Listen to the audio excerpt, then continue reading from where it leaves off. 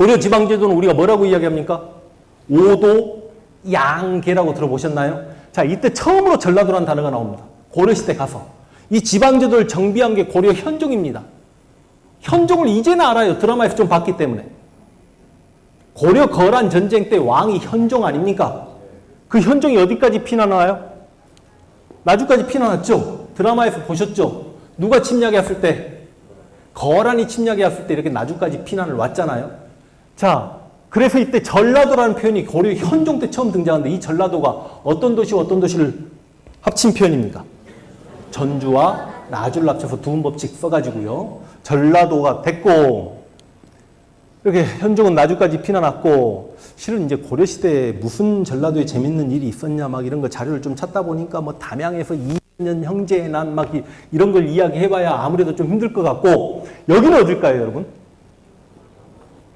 힌트를 너무 많이 줬다. 저 위에 법성포하고 있어버린다. 진짜. 전라도 사람은 법성포 그럼 다 알잖아요. 그쵸? 그럼 어디예요? 영광이죠. 영광에 가면 와, 이 절 이름 혹시 아십니까? 예? 남미륵사. 남미륵사는 저기 아닌가요? 저기 강진 밑에 꽃 굉장히 예쁘게 피는 곳이 남미륵사 아닌가요? 저도 지금 몰라서 물어보는 거예요. 저 실제로 한번 가봤는데 아, 절 이름이 마라난타예요?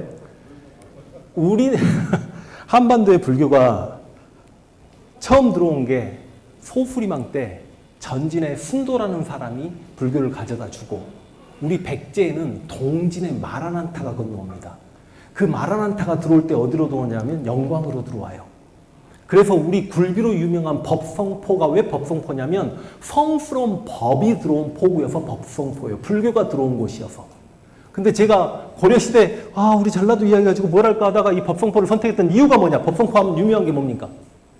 그렇죠. 굴비 사진 보이죠? 아, 진짜 굴비 아니네. 이 굴비 하면 떠오르는 인물이 있어야 됩니다. 누구요? 아, 이자겸 나옵니다. 1126년에 이자겸의 난 들어보셨나요? 그러니까 고려시대가 경원 이씨 집안 이자연 때부터 시작해서 중첩된 혼인관계 그래가지고 이자겸이 당시 고려 왕이 예종이었는데 예종에게 자신의 두 번째 딸을 딱 시집 보내요. 그럼 자신의 두 번째 딸과 예종 사이에서 자식이 태어나요. 얘는 자기 손자 아니야, 이자겸 입장에서는. 그쵸? 그 손자에게 이자겸이 자신의 셋째 딸과 넷째 딸과 다시 결혼을 시켜요. 그럼 이 손자 새끼는 뭐야?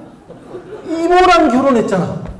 이렇게 중첩된 혼인관계. 그러다 보니까 당시 예종이 죽고 고려 인종이 왕이 되었을 때 이자겸은 인종의 장인어른이자 인종의 외할아버지예요. 그러니까 얼마나 절대 권력을 누렸겠습니까? 그 이자겸이 요즘 젊은 친구들이 좋아하는 척준경 무력 100 그 친구와 함께 난을 일으켜요. 역시 자세한 얘기는 생략합니다. 근데 이 난이 진압당해. 척준경이 멍청해가지고 인종에게 회유당하죠. 그래서 그 난이 진압당하고 이자겸이 어디로 유배를 와요? 영광으로 유배를 와요. 영광으로 유배를 살고 있다 보니 이제 고려 왕이었던 인종은 야, 그래도 내 장인어른이고 내 외할아버지인데 늙어서 오늘 내일 하신다는데 이제는 개경에 오셔서 편하게 이 여생을 마무리하세요 했더니 여기 조기 말린 게 유명하잖아요. 조기 말린 걸 달달 묶어가지고 비굴하지 않겠다. 비굴할 굴 아닐 비 하고 써서 보내면서 영광 법성포의 조기가 굴비가 됩니다. 이런 거 찾아내려고 쉽지 않았다니까요. 자, 그리고 역시 전문가 진도 삼별초 강화도에서 그러니까 그만큼 이제 이 삼별초를 어떻게 해석하냐는 건 또 천지 차이이긴 합니다만 삼별초를 긍정적으로 바라보십니까? 부정적으로 바라보십니까? 어떻게 해석해야 될까요? 삼별초를. 왜냐하면 그러니까 저는 그래요. 개인적으로.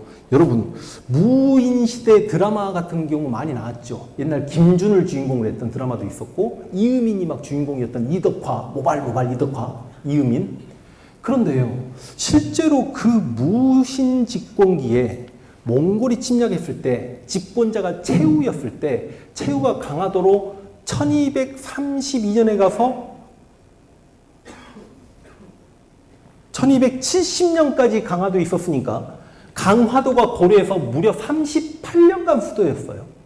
그러면 당시 고려 한반도는 행정, 치안의 완전 공백 상태입니다. 그 38년 동안에 고려 민초들이 어떻게 살았는가를 연구 작업도 없고요.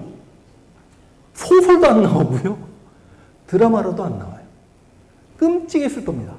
근데 거의 대부분 주민들은 산에 많이 들어가거나 성에 들어가거나 섬으로 들어가서 그렇게 38년을 보내는데 그 와중에 그 험악한 시기에 누가 유학 책 읽고 있고 공부하겠습니까? 남자로 태어나면 전부 다 뛰어다니고 산에 막 가서 몽골군 있으면 막 돌도 던지고 활도 쏘고 막 뛰어다니면서 맨 싸움하고 서로 사람이 사람을 막 사냥도 했던 막 그런 시기일 겁니다. 그러다 보니 고려 젊은 아이들은 굉장히 무예가 능통했고 그 당시 고려 젊은 아이들의 꿈은 나는 삼별초가 되겠다예요. 삼별초가 되면 당시 강화도는 꿈의 섬 엘도라도입니다. 내가 삼별초가 되면 그 강화도로 들어갈 수 있어요. 가족을 데리고. 그럼 그 삼별초가 되기 위한 경쟁 과정은 얼마나 치열했겠는가 한번 생각해 보십시오. 그럼 당시 최씨 4대 집권자 중에 최충원이 있고 최우가 강화도로 건너가는데 그 최우가 삼별초를 만들면 자별초, 우별초, 신호군 막 이렇게 합니다만 이 만들어진 삼별초를 가지고 최우가 몽골과 전쟁터에 한 번이라도 내보내봤냐고. 안 내보내죠. 왜? 삼별초는 최씨 무신 집권자들의 무력적 기반이니까. 삼별초가 만약에 몽골과 전쟁하다가 깨져버리면 무신 권력 자체가 무너집니다. 그러다 보니까 삼별초도 좋고 무신 집권자들도 좋고 강화도에서 호의호식하고 있다가 무신 집권기가 끝나고 개경으로 몽골에게 항복하고 황궁하겠다라고 하니 지금까지 몽골 애들이 배를 못 타니까 건너올 테면 건너와봐 하고 수십 년간 놀렸던 삼별초들이 오고 갈 데가 없으니까 강화도에서 배중선 휘하에서 저항하다가 그 다음에 진도까지 갔다가 진도에서 배중선이 죽으니까 김통정의 명령을 받고 탐나 제주도까지 가서 항전을 했더라. 탐나마저 무너지니까 오키나와까지 갔더라. 뭐 이런 말까지 요즘 있잖아요. 그래서 이 삼별초를 몽골에게 민중들의 지지를 받아가면서 저항했던 대몽항쟁의 주역으로 볼 것인가 아니면 최씨 무신 정권의 권력적 기반으로 볼 것인가는 해석의 차이가 있다는 이야기를 말씀드립니다. 자, 그러나 하여간 우리 진도 용장삼성 실제로 있었다는 말씀 드리고요. 이제 고려청자, 여기 어디입니까? 강진. 고려청자 유명하죠. 이게 참 지역에서 와서 강의할 때마다 어르신들도 많이 계시고 내가 여기서 청자 얘기 살짝 꺼냈는데 혹여나 청자 굽고 계신 분이 앉아 계시면 사기를 칠 수도 있는 거잖아요. 그래서 참 조심스럽긴 합니다만 그래서 그냥 건너가 볼게요. 조선가입니다. 지금 생각보다 시간이 많이 걸려요. 이제 드디어 팔도. 태종 이방원이 팔도를 만들죠. 여전히 전라도입니다. 근데 전주와 나주가 실은 왕건이 금성이라고 불리던 지역을 지배하고 점령한 이후에 나주라는 표현으로 바꿨는데 제가 들여다볼 때는 100% 그렇진 않지만 일반적으로 나주가 조금 강등당할 때는 금성이라는 표현을 쓰기도 하거든요. 한때 나주시가 20, 30년 전만 하더라도 금성시라는 표현으로 불리기도 했습니다. 근데 실은 나주는 나주라고 불려야 되는 게 맞습니다. 그래서 실제로 나주가 약간 강등당하면 조선에서도요, 한때 지금의 무진주, 광주를 전라도 남도의 중심이라고 해서 전광도로 부르기도 했고요. 한때 또 나주가 살짝 탈락하면 한 10년 정도 남원을 중심으로 봐가지고 전남도 이렇게 불리기도 한 적도 있었다는 말씀을 드리면서 이제 제가 삼국시대, 고려시대, 조선시대, 일제강점기에 우리 전라도에 인물이 누가 있고 이거 해버리면 빡이 돌겠더라고요. 다 못해요. 그래서 이렇게 빨리빨리 가는데 무슨 일도 있었는가 한번 보겠습니다. 여러분, 그래도 나라 건국자 이성계가 어디 시예요? 전주이 시죠. 그래서 자신의 뿌리가 전주죠. 그래서 이 전주를 관향이라고 불러요. 그래서 이 전주에 가면 자기 선조들의 신주를 모시는 경기전이 있습니다. 그래서 전주 한옥마을 가보셨죠? 그럼 여기 다 한 번씩 둘러보셨죠? 거기까지 가서 여기 안 들어가신 분들은 진짜 문제 있는 겁니다. 꼭 들어가 보세요. 그런데 이제 그 이성계 저기 조성했던 이안사가 어찌저찌 여자 문제 좀 생겨가지고 저 삼척으로 도망가면서 이렇게 저렇게 해가지고 함경도 토호가 돼가지고 조선을 건국하게 되는 그 경기전. 그래서 실제로 조선이 건국되고 나서 15세기, 16세기까지 전라도는요, 상당히 대접을 받습니다. 아니, 왕들의 뿌리가 있는 곳이니까요. 근데 갑자기 조선 후기 넘어가기 직전에 이 전라도에 큰 사건이 하나 생기고, 이 전라도를 부정적으로 바라보려는 사람들은 반역의 땅이라는 인상을 참 심어주기 좋게 생긴 사건이 하나 발생해요.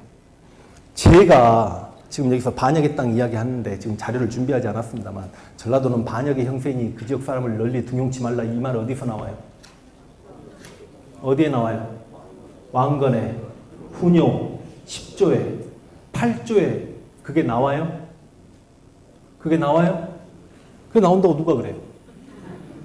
그러니까 우리가 이렇게 왜곡된 역사에, 실제로 제가 어렸을 때 보더라도 조선일보, 동아일보, 논설에 보면 야, 왕건조차 그러했는데 대선 때는 김대중 깔려고 그런 내용이 나옵니다. 왕건은 그런 말을 한 적이 없어요. 훈요 10조, 8조에 무슨 내용이 나오냐면 차령 이남, 차령 이남면 충청도까지 상당히 들어갑니다. 차령 상맥 이남. 그리고 금강 이외 바깥 외자를 씁니다. 여러분, 차령 어떻게 할까요? 여기가 한반도 북쪽이고 여기 남쪽이에요. 이게 차령이에요. 차령 남쪽이고 여기가 금강이에요. 금강 이외 바깥이면 차령 남쪽의 금강 남쪽을 이야기할까요? 차령 남쪽의 금강 북쪽을 이야기할까요? 상식적으로 생각해보면 차령 이남 금강 이외면 차령 남쪽과 금강 북쪽에 좁은 지역, 공주. 왜냐하면 왕건이 국해를 몰아내고 나서 자신에게 가장 끝까지 저항했던 지역이 공주의 지역이고, 이 지역에서 이흔암, 환성길의 반란 때문에 왕건이 골머리를 썩어요. 그래서 그 지역은 반역의 행세니 그 지역 사람을 등용치 말라라고 했는데, 무슨 그 금강 남쪽의 호남을 반역의 행세라고 이야기해요. 왜냐? 견훤이 끝까지 왕건과 싸웠고, 견훤이 왕건에게 항복한 이후에도 견훤의 아들 누굽니까? 신검이 그렇게 싸우다가 이렇게 해서 후백제가 무너졌기 때문에 당연히 전라도를 적이라고 생각하겠지만, 왕건은 그렇지 않아요. 왕건이 궁예에게 핍박을 당했을 때 전라도 나주로 피난 갈까라고 해서 사국을 만들까도 고민을 했다라고 말씀을 드렸죠. 그리고 왕건의 그 많은, 왕건이 결혼정책, 혼인정책 합니다. 왕건이 부인 몇 명? 29명. 자식이 몇 명? 50명. 장하왕후가 제2황후예요. 근데 결과적으로 50명의 자식들 중에 왕자를 누구에게 줍니까? 이대왕 해종에게 주잖아요. 해종이 누구 아들이라고요? 장하오 씨 아들이라고요. 아니, 다음 왕의 외갓집이 전라도 나주인데 전라도는 반역의 형세니 그 지역 사람을 등용치 말라? 있을 수가 없습니다. 더군다나 고려라는 나라가 크면 얼마나 컸다고 이 전라도 지역 전체를 반역의 형세라고 이야기해요. 더군다나 왕건이 당시 가장 아끼고 사랑했던 사람이 누굽니까? 신승겸. 신승겸이 어디서 죽어요? 공산전투. 어떻게 죽어요? 왕건이 포위망에 갇혀 있으니까 당신의 옷을 나를 주시오. 왕건의 옷을 입고 왕건의 말을 타고 뛰쳐나가다가 죽었고, 그 신승겸의 시신까지 찾으려고 하다 보니 신승겸의 발목에 뭐 7개의 점이 있었다, 북두칠성이 있었다, 그 시신을 찾고, 실제로 신승겸이 죽고 난 다음에 왕건이 무무백관 회의를 할 때도요, 문가를 세우고 무가를 세우면 무가에 허수아비 하나 서 있습니다. 무슨 대장군 신승겸 그래요. 그렇게 신승겸을 아끼고 사랑하는데, 실제로 왕건의 가장 큰 책사 역할을 했던 최지몽도 전라도 사람입니다. 전라도 어디 사람인가 한번 나중에 찾아봐 주시고요. 근데 어떻게 왕건이 훈요 10조 중에 8조에 전라도 사람, 전라도 지역은 반역의 형세니 그 지역 사람을 등용치 말라, 그런 말 한 적이 없어요. 그러니까 우리가 그건 알고 있어야 돼요. 그래서 고려시대에 언제도 전라도는 반역의 땅이 아니었습니다. 전라도가 반역의 땅이었으면 현종이 나주까지 피난옵니까? 일설에 의하면 현종이 나주 피난 올 때 그 지역 허족과 향리들에게 조금 시달렸기 때문에 그 다음 왕들이 전라도를 싫어했네, 이런 말까지 나돌지만 이것도 근거가 없어요. 그리고 500년 지나서 조선이 건국되고 전라도는 떵떵거리고 대접받았습니다. 그러다가 사건이 하나 터져요. 무슨 사건이요? 무슨 사건이요? 조선 건국되고 200년 지나서 사건이 터졌다는데 동학이라고 이야기해버리면 어떻게 합니까? 동학은 거의 한 450년 지나서 임진왜란 직전에요. 그렇죠. 무슨 옥사라고 합니까? 기축옥사. 그 기축옥사로 호남에서는 글 읽는 소리가 끊겼다는 말이 나와요. 그 기축국사를 일으키게 된 인물이 누굽니까?